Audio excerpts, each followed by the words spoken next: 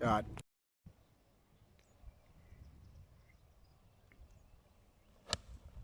Sorry.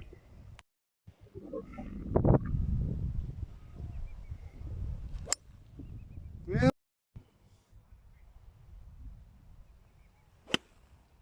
sorry.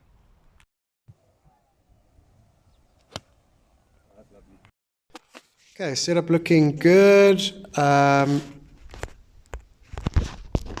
just check on that plane a little bit, which I think is good, and then it's the bit of this posture that tends to move around a touch. Obviously, backswing is much better, but still a little bit of movement, right? Okay, so just have to change that as I change the camera angle. Sorry about that. There we go. Okay, nicely on plane. Right leg solid. Okay, so not as bad a slide as I thought there with the leg, so that's good. So this is your 3/4 one, it doesn't fully set. Left hip working nicely, club dropping, yep, perfect, back on plane. And then just a touch of stalling of the legs, and you can see how they've just come a little close to the golf ball there. Right there. Okay. Great chest and arm position as you hit the golf ball. And this was your straight one, and then this is what you really, I mean, I know you're aware of it and you are working on it, but it does still come in a little bit. So this one, yeah, it came in a bit late. Okay, obviously that face is now over rotated. And then sometimes it comes in a bit early and it still goes a touch left. Okay, so it's got to work the left hip a little bit harder, be a bit better in our posture. Otherwise, the golf swing is looking absolutely fantastic. Okay, so a lot of it's more about shot selection, distance control, and obviously the pitching, as I said. Okay, this one is looking really solid. Look, I think as well what's happened is he's really starting to flush and compress the golf ball, and it's just going a tad further than you think it's going to go. Okay, so nice takeaway. Posture and height under control. Set that one nicely, even though it's a wedge. Right leg is good. Hips working nicely.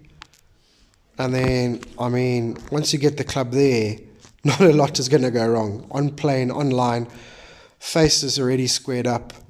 All you got to do is just turn gently, and you turn everything in sync. Chest and club and arms all working in sync.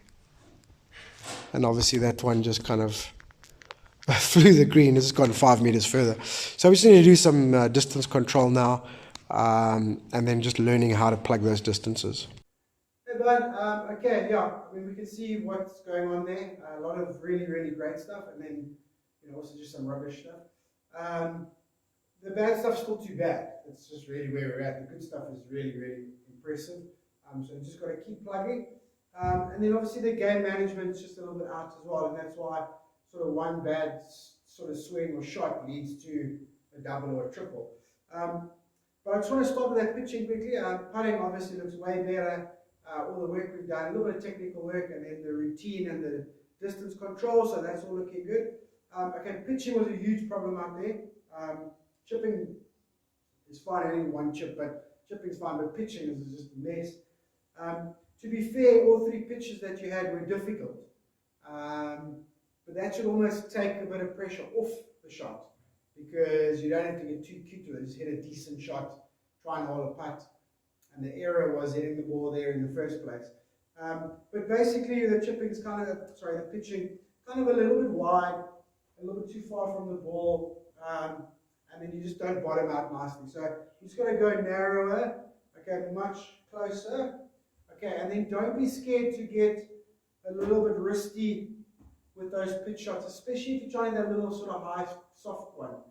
You know what I'm saying? So get really soft in the hands, use a little bit of right hand, okay, and then just trust when you can release it, but it must be nice and soft. So narrower, more over the ball, okay, not over here, more over the ball, okay, and then just nice and risky, and then you can control the release, okay, with a little bit of sort of undercut. I feel it, I did that because I feel it in the left hand, but it doesn't matter, it's the same thing, to get that height, okay, but it's just, it really hurts, okay, and then it hurt your confidence, I think, as well.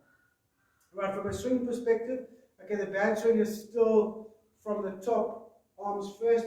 This is looking good, nice and solid. Okay, from the arms, from the top, arms first. Okay, and then you get a little bit stuck here, and you just can't quite get out the way in time.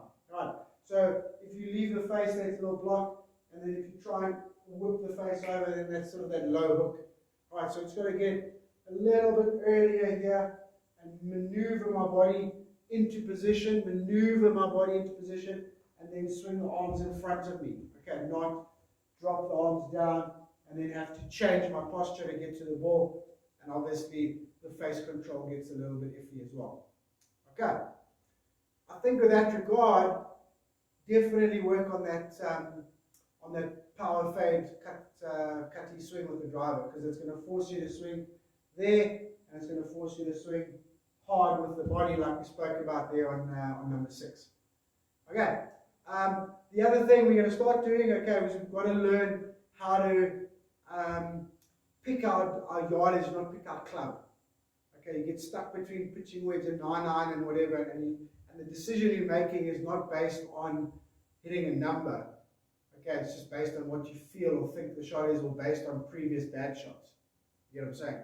So you want to know, am I trying to hit this thing 140 at the outer limit of my wedge, or am I trying to hit a 145 at the start limit of my 9-9?